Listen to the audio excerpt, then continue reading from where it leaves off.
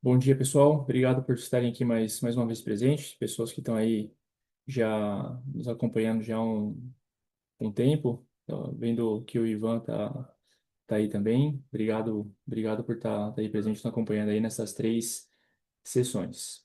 Tá? É, Primeiramente, passar algumas informaçõezinhas. Vocês têm a possibilidade de colocar legenda. Então, para quem não está nos acompanhando aqui do Brasil, então, vocês conseguem colocar aí a legenda nos três pontinhos, elas vão ter aparecendo para vocês. E aí habilitar ali a escolher a sua língua e tudo mais. Vocês têm também é, o módulo um e o 2 para quem não conseguiu nos acompanhar, está no nosso canal YouTube. Então, só entrar lá no Odyssey Environnement e vocês conseguem ver lá a playlist Brasil. Então, tem os dois módulos que estão lá para replay, tá? Caso vocês vão surgindo algumas dúvidas aí durante a minha apresentação, a gente tem aí também o íconezinho de Q&A, né, que é perguntas e respostas, onde vocês podem estar já escrevendo algumas coisinhas, e aí tem algumas pessoas que vai estar nos apoiando aqui, que é a Bárbara, o Xavier, o Fred e a Yasmin, tá? Então eles estão aqui, são lá da equipe lá da França também, e vai estar nos apoiando aí para as respostas e tudo mais, tá? E para quem quiser pegar e abrir o microfone para falar alguma coisa, só levanta a mão, tá ali no reagir, levanta a mão, pode fazer as perguntas aí, e eu vou responder todas as perguntas no final aqui da apresentação, tá bom? É, Então, vou fazer um pequeno resumo do que a gente viu até agora, para a gente estar entrando agora no módulo 3, que é a parte de estudos de caso, né? Então, recapitulando aqui rapidinho, no módulo um nós entendemos o porquê que as aminas filmantes surgiram, e validamos elas cientificamente, o conceito, como que ela funciona. Então, a gente foi mais para a parte científica da coisa. No módulo 2 a gente falou um pouco de desempenho, fomos um pouco mais a fundo, né? E vimos que o desempenho não depende apenas da molécula, mas da formulação, da aplicação e da interpretação, né? Então, não adianta ter só um número caso, não é só uma molécula em específico, é realmente um conjunto de coisas que faz com que a gente tenha um bom desempenho numa instalação. E aí a gente saiu lá do conceito e a gente chegou na parte da metodologia, né? E agora aqui no módulo 3 vamos dar os próximos passos para aplicar de fato tudo que a gente viu na prática, tá? Então, entrando nessa parte mais importante aqui da Masterclass, que a gente vai ver os resultados, né? Então, até que validamos a tecnologia e a metodologia, mas sempre a gente fica se perguntando, mas será que realmente isso funciona no campo? Então, aqui agora eu separei alguns casos aqui para vocês. Caldeira, circuito fechado, tanque de água quente com água fechada, onde eu vou estar passando aqui e a gente vai ver essas aplicações, né? E para isso a gente vai usar uma estrutura que a gente montou, que é uma estrutura simples, mas muito poderosa, que é a nossa metodologia AOM, que é avaliar, otimizar e monitorar.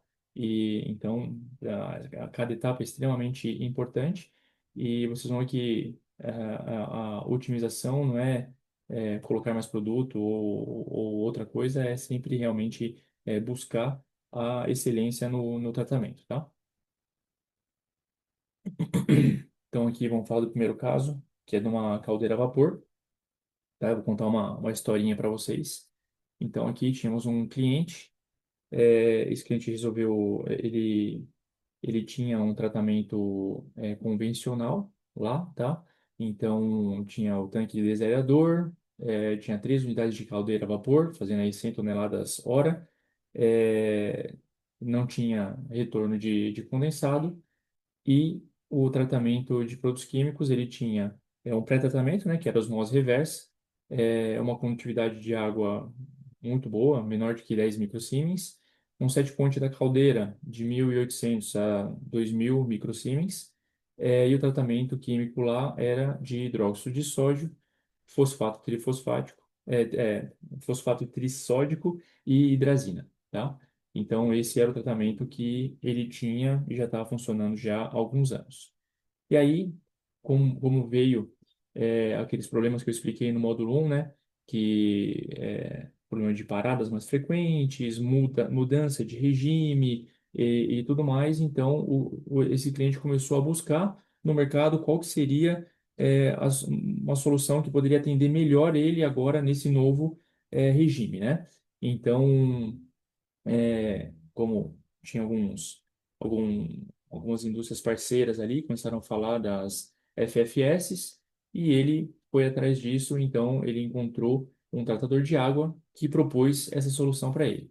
Então, o tratador de água chegou, manteve inalterada o pré-tratamento, o set point da caldeira, ele manteve, ele foi mantido e ele implementou, então, um sistema baseado em FFSAA, que é o sistema AVT que a gente fala que é 100% volátil, tá? E ele colocou também o hidróxido de sódio junto com FFS e as aminas alcalinizantes, tá? É, Teve o primeiro ano de operação. Então, no primeiro de operação, aqui é a vista do tanque, desaerador, tá? Então, o cliente estava contente, não tinha corrosão, mas ele tinha alguns... Começou a ver um pouquinho de depósito dentro do tanque, tá? É, Ele quis avaliar esses depósitos, então pediu para o tratador de água, o tratador de água fez uma análise desses depósitos, viu que os depósitos eram basicamente orgânicos, então as FFS estavam fazendo o trabalho dela, não tinha muito impacto relevante, mas mesmo assim o tratador ele fez algumas preconizações, né? Então ele pediu para que o ponto de injeção fosse no tanque de mas abaixo do nível de água, tá? Para evitar a perda de composto volátil, como um tratamento 100% volátil, então ele pediu para colocar abaixo do nível da água, falou para interromper o uso do hidróxido de sódio, né, da soda cáustica. É, a explicação dele é porque teria um impacto negativo com a estabilidade na camada de magnetita. A taxa de dosagem até então, sem retorno de condensado. Então, ele falou que foi definido em função da água de reposição, só que ele fazia isso, como não tinha um hidrômetro, ele fazia isso pela bomba de alimentação. Então, ele falou que poderia passar de 2 a 3 ppm pela água de alimentação, né? Pela vazão da água de alimentação. Essa é a dosagem dele e ele recomendou instalar um hidrômetro na entrada do tanque desaerador, justamente para ele ter uma dosagem mais precisa do produto.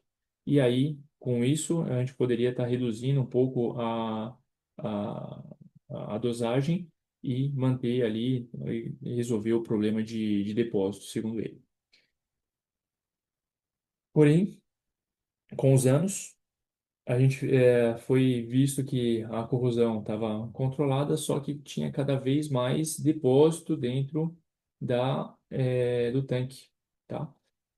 E esse depósito, ele está cada vez mais constante, né? A gente consegue ver aqui, inclusive aqui começou a dar problema na válvula, né? Que vai para de alimentação, não era mais, não fechava mais completamente, então começou a ter um problema de manutenção. É, Então, o que que foi observado nesse terceiro ano? Então, a gente tinha uma incrustação nas válvulas, na válvula de retenção com depósito de FFS, então, que a gente consegue ver bem aqui, né, nessa parte aqui. Tinha depósito também nas bombas e estava impactando também a instrumentação, porque esse depósito de FFS não estava só né, nessa parte aí. Para vocês entenderem, tava no tanque desaerador, abaixo da linha de água, toda essa linha de alimentação da caldeira, inclusive na bomba, mas na caldeira não tinha nada, tá? Então era realmente nessa parte da entrada ali. Então os problemas encontrados então, era a válvula de retenção de alimentação de água que estava vazando e um risco operacional devido ao acúmulo de depósito, tá?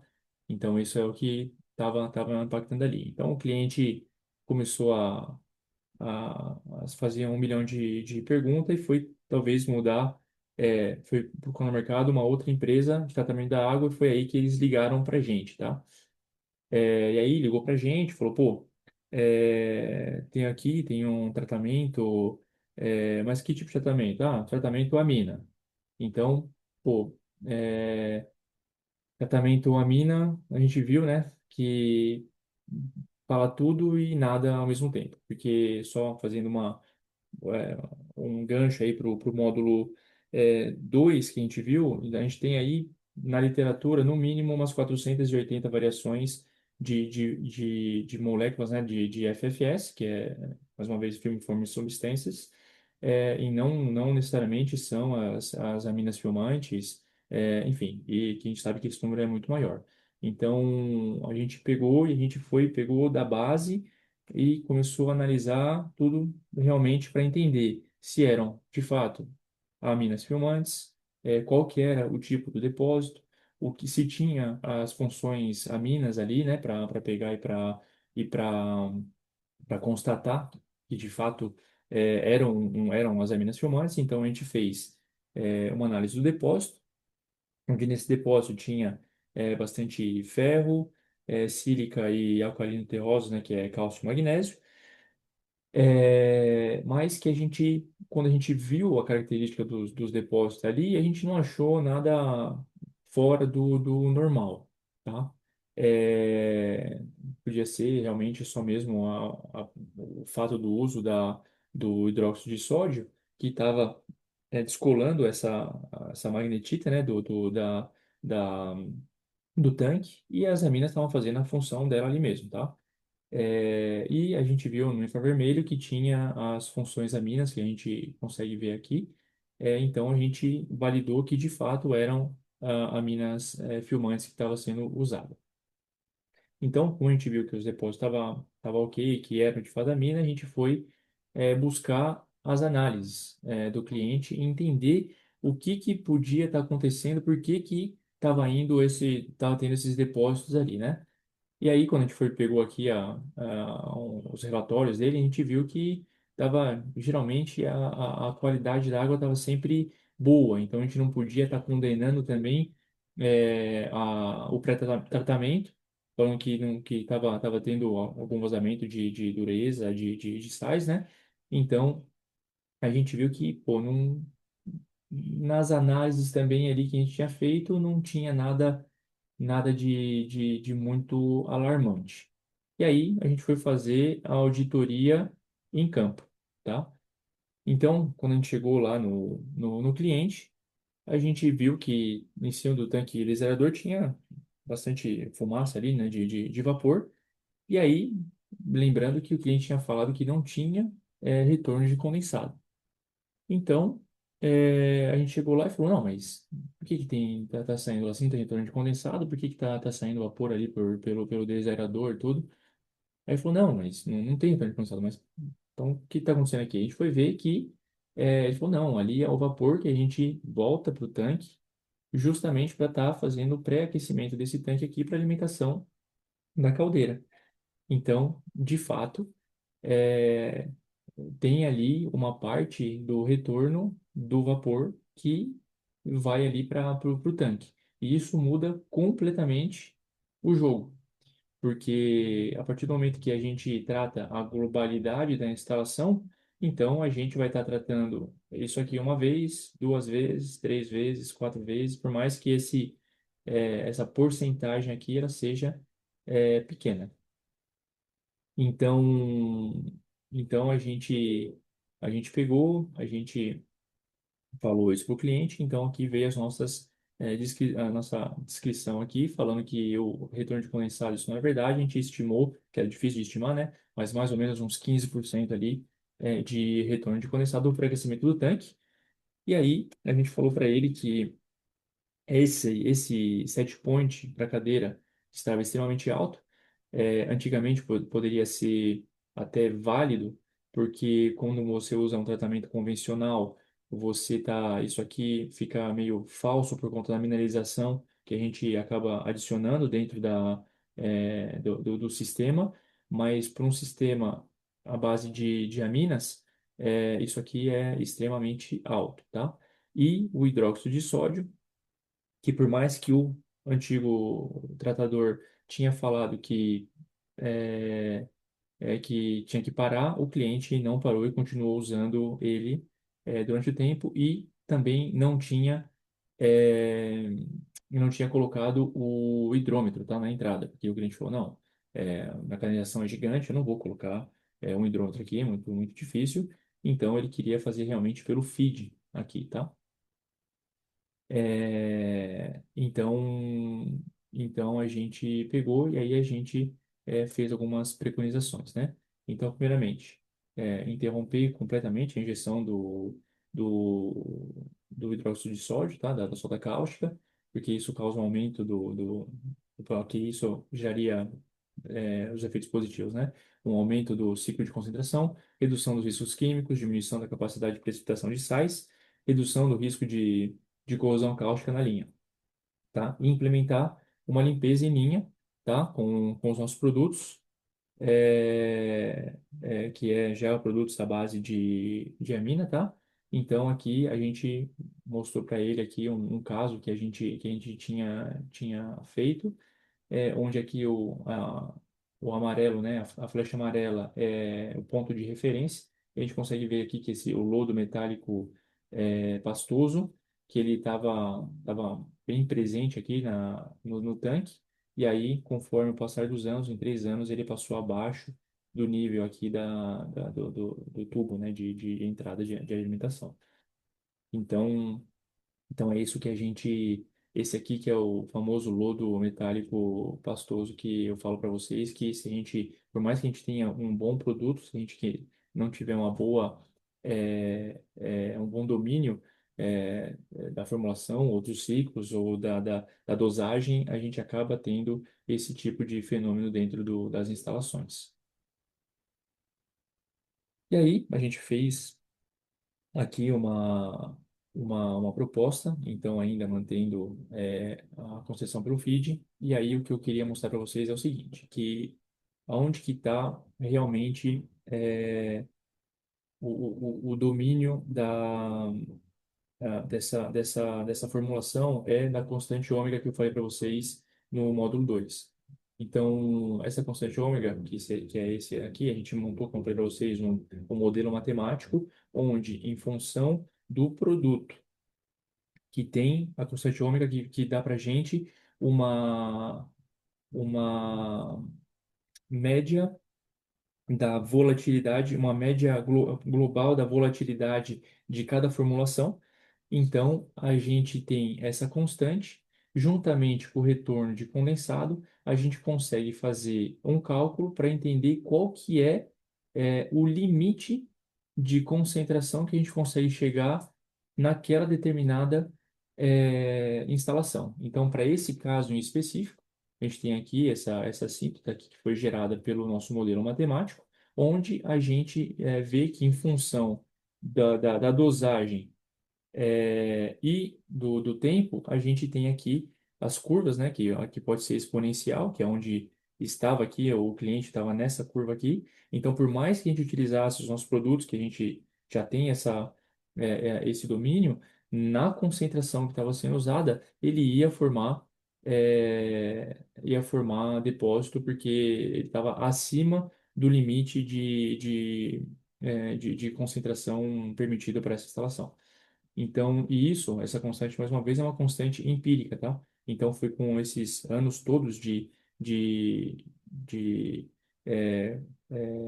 pesquisa e também de campo que a gente chegou num modelo matemático que consegue estar dando esses resultados aqui para a gente. Então, e quando a gente vai fazer a injeção pelo feed, a gente tem que passar por esses cálculos sistematicamente. porque aí a gente não fala só da água de reposição, tem que levar em consideração tudo o resto, tá?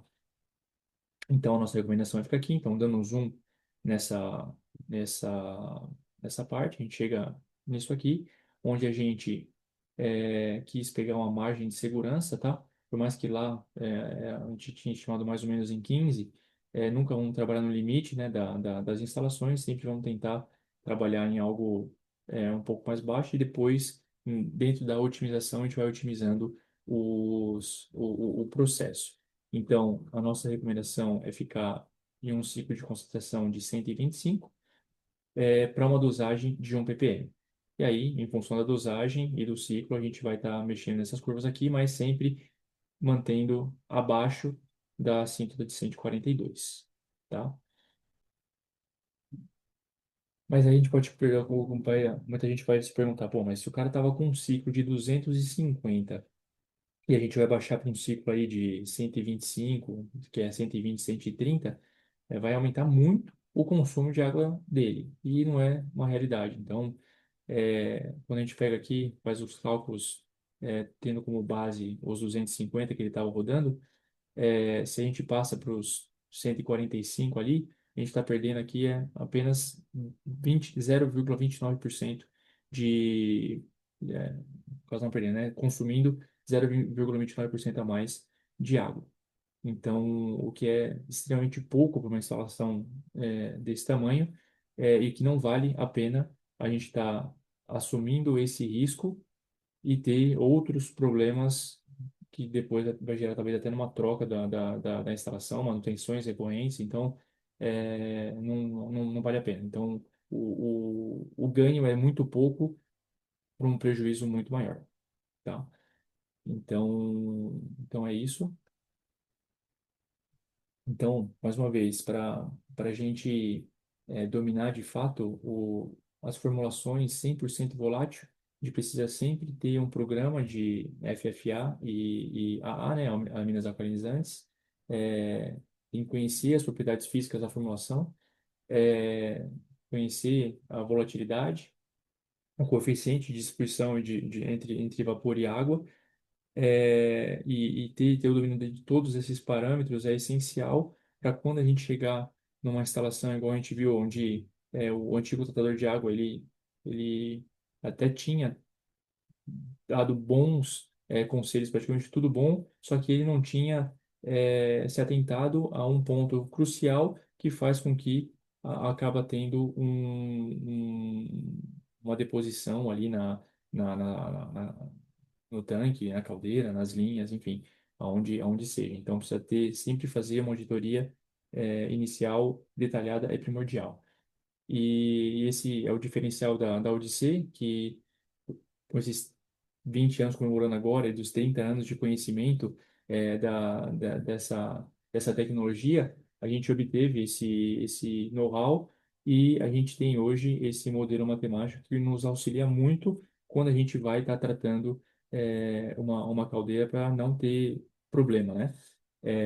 Porque quando a gente tem algumas constantes, aí, algumas leis, a lei de Henry, os fenômenos azeotrópicos, que alguns laboratórios até conseguem estar trazendo para a gente qual que é a volatilidade, quando a gente está falando de uma molécula, talvez duas ainda é um pouco, começa a ser um pouco mais delicado, mas quando a gente tem nas formulações cinco, sete moléculas diferentes, não tem como a gente fazer isso em laboratório e entender de fato essa volatilidade realmente com a experiência, tá? Então aqui um método que a gente fala para vocês, que é avaliar, otimizar e monitorar, porque para uma transição para um tratamento AVT é muito simples, tá? Não tem nada de complicado, é só a gente começar com as boas bases, então uma auditoria detalhada, depois fazer um protocolo robusto de monitoramento, uma estratégia, para a gente entender qual que é a nossa base de trabalho, e a partir daí a gente ir otimizando essa base e monitorando constantemente para a gente ter sempre esse, esse, esse parâmetro, esse comparativo, tá? Então, esse foi o nosso primeiro caso aqui. O segundo caso eu trouxe algo que a gente, hoje na França, a gente é o líder, tá? Em circuitos urbanos, tá? Circuitos de água quente. Então, esses circuitos, eles são extremamente complexos pelo volume pela extensão que eles têm, tá? Então, essas redes elas variam de algumas dezenas para milhares de metros cúbicos e centenas de quilômetros. Podemos ter redes de baixa pressão e alta pressão. Estamos tratando de água quente aqui, tá? Circuito de água superaquecida. Onde eu estava até conversando aqui com meus colegas agora há pouco, tem algumas estações que chega até 18 bar de pressão. Então, imagina isso num circuito de água quente, onde se tem algum vazamento, pode fazer aí um geyser, né, na rua. Então, tem que ter bastante cuidado com relação a isso. Então, a gente, nesses casos, a gente já viu que a gente consegue bastante redução de ferro e de lodo, que eu vou mostrar para vocês aqui, economia de energia associada a essa eliminação dos depósitos. A operação a gente sempre aconselha em água quente com água abrandada ou água DI, mas a maioria dos casos sempre é água abrandada e ter aí uma alta confiabilidade e facilidade de operação com os nossos tratamentos aqui, com o que é o Oditerm, tá?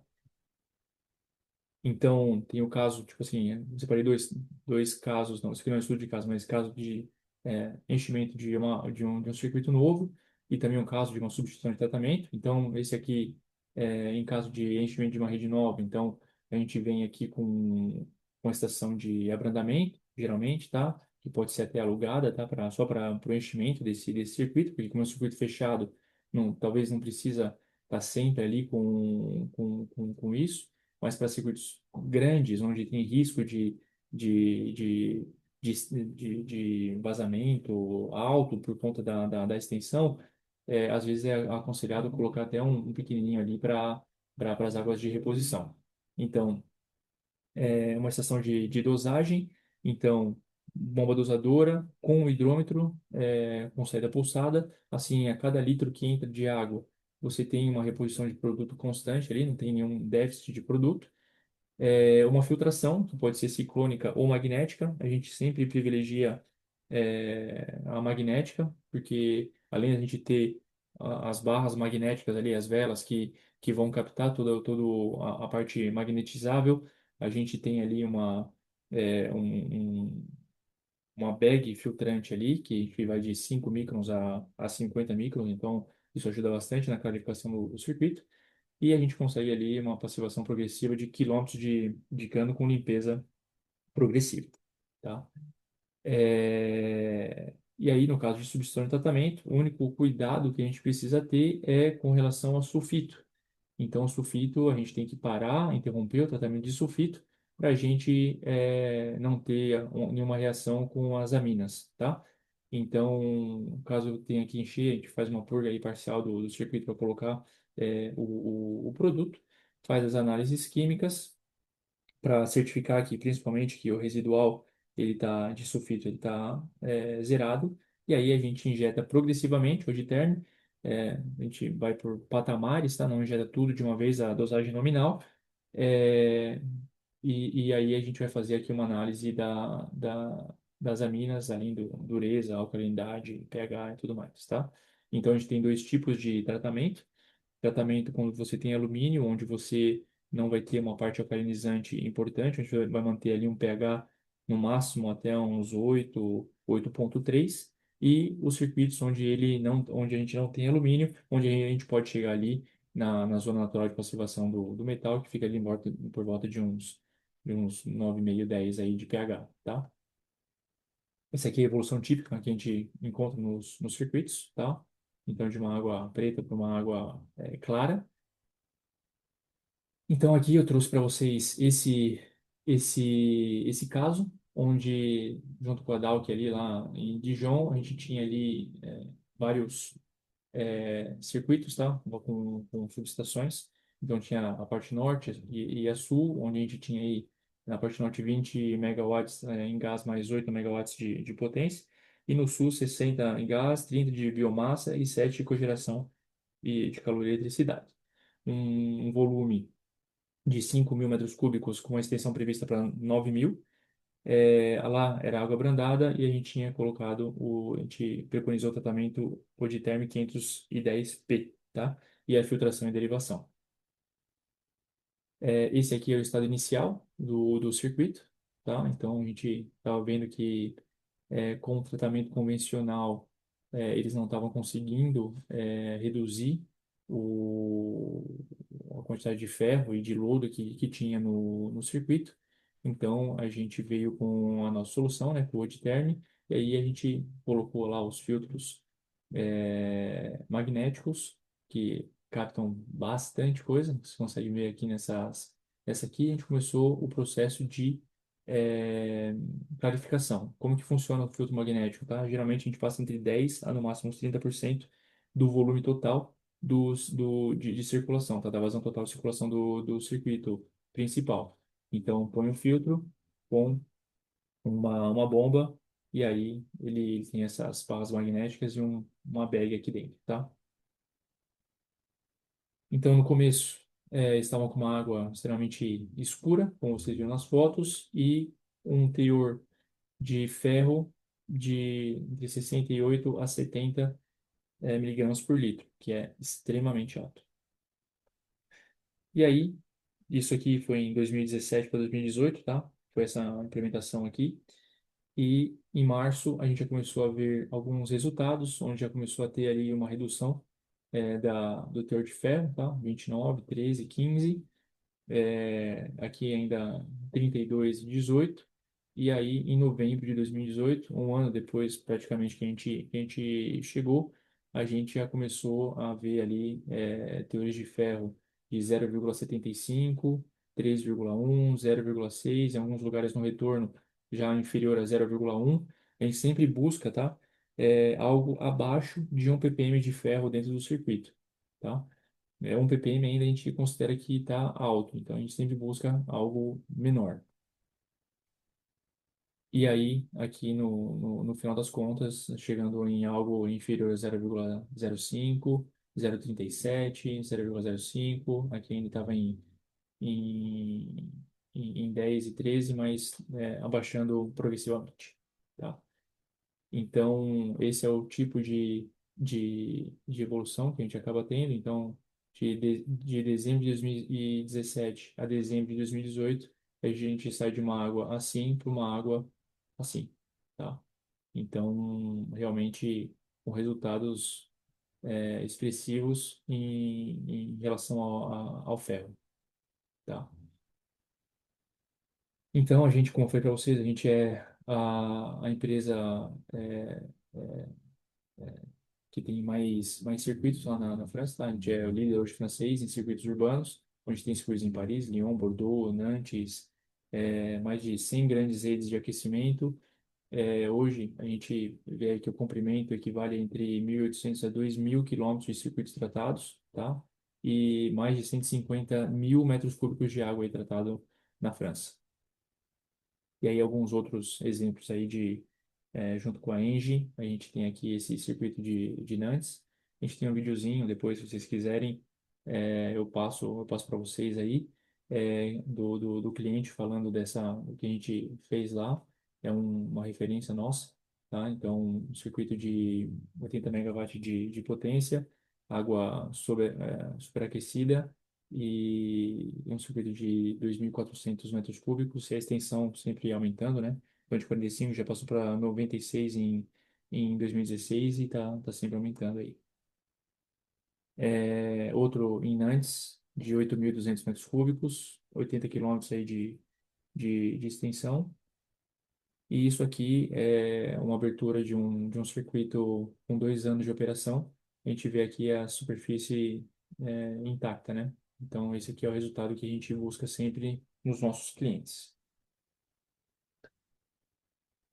Aí eu falei do quente, então quando a gente consegue tratar o quente, e não sei se vocês repararam, nesses circuitos a gente não usa biocida, tá? Diferentemente dos convencionais, onde você vai colocar ali um nitrito, soda cáustica, peróxido de sódio, né? Às vezes, sei lá, um molibdato, e aí você sempre vem complementando com um isotiazolinona, alguma coisa nesse sentido. Então, a gente não tem essa prática porque as aminas acabam fazendo um trabalho excepcional e não precisa desse tipo, tá? De, de, de, de aplicação constante. E aí o circuito de água quente, ele é bem mais problemático do que o circuito de água fechada, de água gelada, porque o quente a gente tem o problema de incrustação muito mais presente e desenvolvimento de bactérias.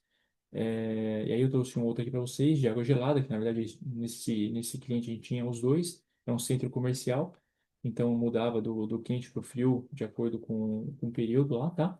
Esse aqui é o tratamento que estava lá na época. E aí o cliente, ele tinha três circuitos fechados, cada um de 20 metros cúbicos cada um, e desde o começo desse circuito ele sempre foi tratado com as aminas, tá? É, então, ele quis fazer uma modificação, ele quis tirar as torres de resfriamento para colocar um sistema diabático, tá?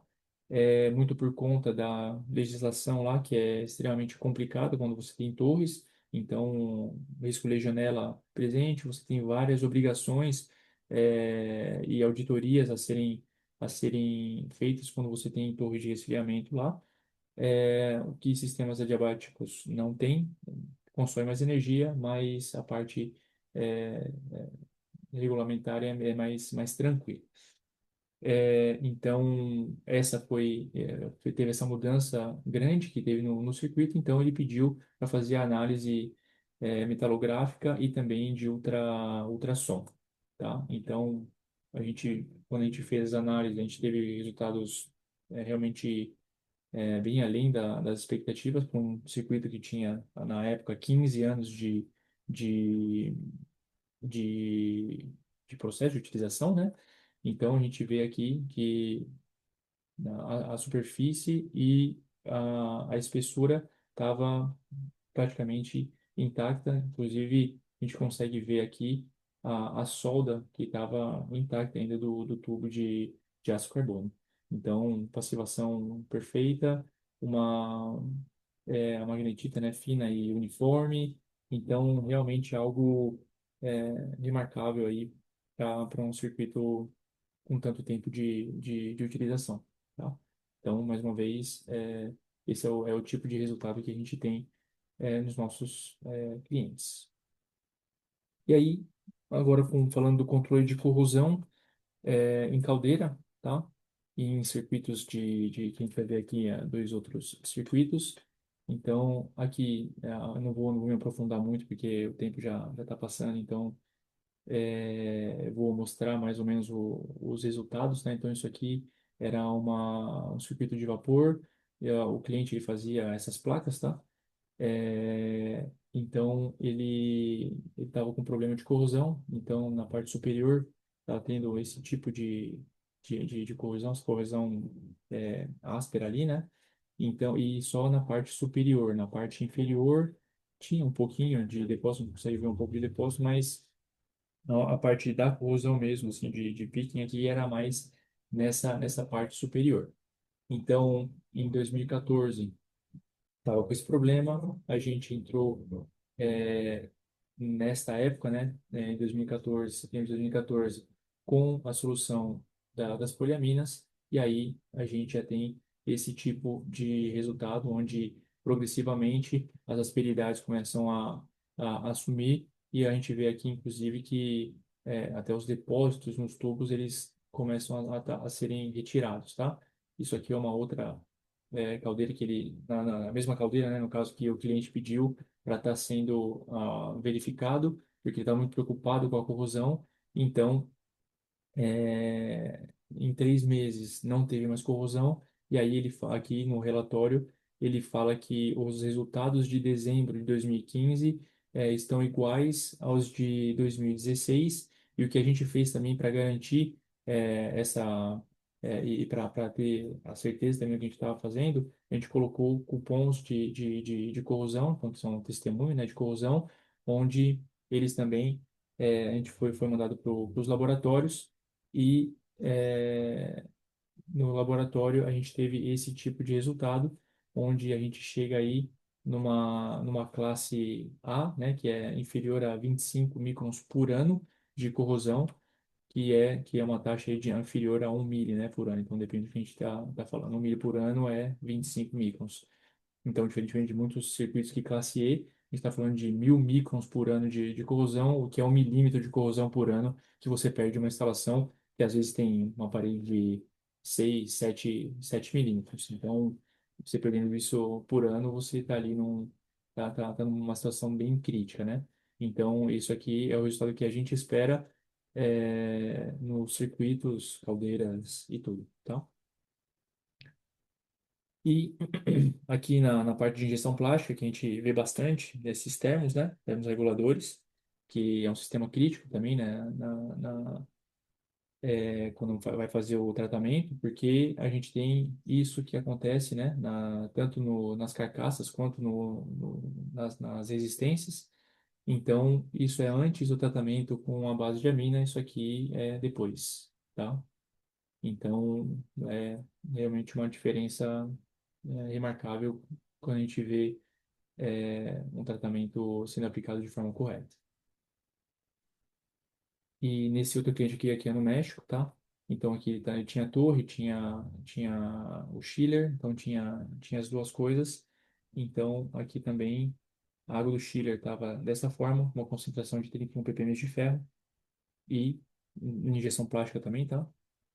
Aí, isso aqui foi o resultado que a gente obteve em 4 semanas, tá? Então, saiu daquela água para essa água aqui, tá? Então, realmente, as aminas fazem bastante esse efeito nessas instalações. Então, com relação aos estudos, o que eu trouxe para vocês foram esses, tá? É, e aí eu queria falar um pouco para vocês entenderem um pouco das proporções do tratamento em caldeira, por exemplo, tá? Em custo. Então, quando a gente fala de custo, o maior custo ele está na parte da energia de uma caldeira a vapor, depois vem a manutenção, depois vem a água que é utilizada e, por último, o 1% dos produtos de tratamento de água. Então, na parte da pizza aqui, é apenas 1% esse custo, só que esse 1% ele vai, se ele for mal gerido e não estiver sendo controlado da forma correta, ele vai impactar em todos esses outros elementos aqui. Então, como a gente viu, incrustação, 1 milímetro de incrustação dentro de uma instalação, é, entre 5 a 7% a mais de consumo de energia. Então, a partir do momento que você está incrustando a instalação e que você não tem um tratamento eficiente, você vai estar aumentando muito isso e aumentando muito a parte de manutenção corretiva das instalações. Então, é um custo insignificante perto da globalidade da instalação, tá? E isso aqui são alguns exemplos que eu trouxe para vocês de economias reais que a gente consegue nos nossos clientes, tá? Então aqui eu trouxe de instalações de grande, média e pequena escala. Então aqui, por exemplo, nesse caso aqui dessa cogeração, a gente conseguiu aqui uma redução de purga de 50%. Eu tô falando de caldeira a vapor, tá? Uma economia de energia de 1.780 megawatt-hora. Lá a fonte, nesse caso aqui, era uma biomassa de 103 bar, era madeira. Então, a gente teve aqui uma redução de emissão de carbono estimada a 736 toneladas e uma economia de água de 4.700 toneladas. Nessa plataforma química aqui, onde tinha caldeiras de 46, 16 a 46 bar de pressão, a gente conseguiu uma redução de purga de 73%, uma economia de energia de 725 megawatt-hora. Lá era gás, então 145 toneladas de redução de carbono, 6.240 toneladas de água. E na menorzinha, 88% de redução de purga, 526 megawatt-hora de economia, 105 toneladas de redução de carbono, 11 mil toneladas de água economizadas, tá? Então, esse o impacto, vamos falar assim, no bolso do cliente. E o meio ambiente agradece. Então, finalizando aqui, essa parte a gente abriria aí para as perguntas. É, Então, até aqui, vocês viram algo que é raro no nosso setor, né? Nós estamos falando de teoria mais agora, nós estamos falando mais de laboratório, a gente está falando de sistemas reais, de caldeiras, circuitos fechados, processos industriais gerais, né? É, o que esses casos mostram é bem claro, né? Quando a química é bem aplicada, quando a estratégia é correta, quando a leitura do sistema ela é feita com precisão, o resultado ali ele aparece, a gente consegue proteger a instalação, a gente consegue limpar a instalação e principalmente a gente consegue ter uma melhoria na performance do sistema e aí garantindo uma eficiência energética, então redução de energia, de água, como a gente pôde ver ali, tá? Então, é, graças à mudança que a gente viu lá no módulo 1 dos sistemas de operação, a gente vem com uma solução onde a solução ela tem realmente efeitos extraordinários que a gente conseguiu ver aí. Então, a gente consegue tanto usar a nossa abordagem hidroética, porque a gente está tratando com produtos químicos, mas a gente está sempre com produtos químicos mais menos impactantes para o meio ambiente, soluções que vai gerar uma economia de água e energia e um impacto ambiental reduzido, tá?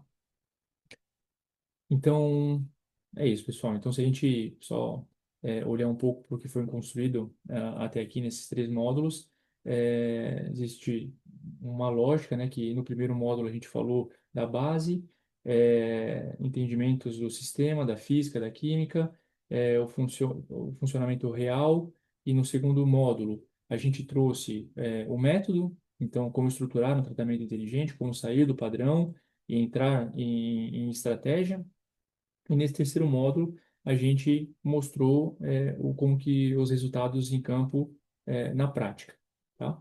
Então, é isso que eu queria passar aqui para vocês, porque tratamento de água não é só o produto, tratamento de água também é performance energética, confiabilidade operacional e, no final, economia monetária, né? Então, quem domina isso deixa de reagir ao sistema e passa, de fato, a controlar o sistema. E é exatamente esse posicionamento da ODC não é vender produto, é entregar resultado, resultado técnico, operacional, financeiro, tá? Então, muito obrigado. Esse módulo também vai ficar disponível no nosso canal YouTube, tá? Lá na playlist Brasil. Siga-nos a gente no LinkedIn e eu vou ficar muito feliz em estar podendo acompanhar vocês aí, que os próximos passos agora é a gente aplicar tudo isso que a gente viu aqui na instalação de vocês, tá? Então, muito obrigado e agora vamos passar aí as perguntas. Oi, Lars, tudo bem? Tudo jóia e você? Tudo jóia. Naquele primeiro caso, Uhum. a aplicação do produto, ele foi feita a modificação ou ele continuou sendo dosado no desaerador? Faço essa pergunta porque, pela experiência que eu tive, né, com a aplicação de amina, normalmente a gente aplicava depois da saída do desaerador, antes da bomba de alimentação, até para usar uma bomba de dosagem de baixa pressão, tal, que fica mais fácil e mais barato para aplicar. Sim. Justamente por causa do risco de formar depósito de amina, né, ali no desaerador. Então, existe com a tecnologia de vocês essa diferença, esse cuidado, ou ela pode ser aplicada no desaerador, por exemplo? Então, vamos lá. A gente fala que a gente tem três pontos possíveis de injeção. tá? E a gente sempre prega que tem que fazer de acordo com a água de reposição e não com a água de alimentação, tá? A dosagem. Então, quais são os pontos possíveis? Logo depois que a gente coloca o hidrômetro ali na alimentação do tanque de desaerador, você coloca ali um ponto, você injeta ali para entrar dentro do desaerador. Esse é o primeiro ponto. O segundo ponto é no desaerador abaixo do nível de água, tá? Isso é extremamente importante. Não por conta de formação de depósito, mas para a gente evitar, como ele é 100% volátil, porque se a gente tem um desaerador que está indo muito forte, né, a sucção ali é muito forte, a gente pode ter esse fenômeno, se for acima do nível da água, a gente pode ter esse fenômeno da volatilidade, né, das partículas partirem junto com o vapor ali. Então, esse é o segundo ponto. Então, sim, pode ser colocado ali no desaerador, abaixo do nível da água. E o terceiro ponto, sim, é antes da bomba de alimentação, tá? Então, são esses três pontos aqui. Então, no caso, ali a formação do lodo, ela não estava sendo por conta de estar no desaerador. Estava sendo por conta de a gente estar retratando a mesma água várias vezes, né? E ali, igual a gente falou, porque independente dos pontos que a gente vai colocar, por mais que a gente coloque ali na parte da alimentação, né? Antes da bomba, você vai estar mandando, aí você vai ter o retorno de condensado, você vai estar tratando o vapor, tratando a caldeira, você trata o vapor, a linha de vapor e a linha de condensado. Então, você vai estar tratando uma vez a água, e assim sucessivamente. Então, onde que seria, se eu posso falar o menos, classificar de fato por prioridade, talvez priorizar na sucção da bomba, só que ali a gente pode ter um problema, que se tiver algum problema na parte da injeção, você vai sifonar o seu produto, então você tem que tomar cuidado, tá? Mas ali é um ponto bom para a injeção. Segundo, dentro do desaerador abaixo do nível da água, mais simples ainda, porque ali a pressão ainda é menor. E, e por último, talvez pela facilidade, colocar na água de alimentação ali do tanque. Beleza? Ok. Respondido? Pelo que eu entendi assim, é que também nesse caso o retorno de condensado era muito baixo, né? Isso, Também. Se você isso, tem um retorno mais alto, como a mina ela acaba compensando, né? E ela acaba protegendo o desaerador, porque as aminas voláteis elas retornam, né? Então ela exato. acaba protegendo. Mas como era muito baixo o retorno de condensado, aí entendi para poder proteger um pouco o desaerador também, né? Sim, sim. E você tem as duas fases, né? Você as aminas, elas são todas voláteis, mas tem as aminas filmantes e você tem as outras aminas que vão se Sim. circular ali no circuito, tá? Então, de qualquer forma, você vai acabar, e é 100% volátil a formulação. Então, sempre você vai acabar protegendo, por mais que você tenha esse retorno. E o primeiro tratador de água, como você falou, não tinha previsto esse retorno, então ele resolveu colocar ali no tanque para proteger o tanque também, Ok. tá? Alguém mais? Tem mais alguma pergunta, ô Ivan? Não, por enquanto acho que tranquilo. Acho que estava bem explicado. Então tá jóia. Então é isso, pessoal. Então acho que a gente pode finalizar por aqui essa sessão. Mais uma vez agradecer aí a presença de todos e vamos agora colocar isso em prática aí na instalação aí de vocês, tá bom? Obrigado, fiquem com Deus e até a próxima.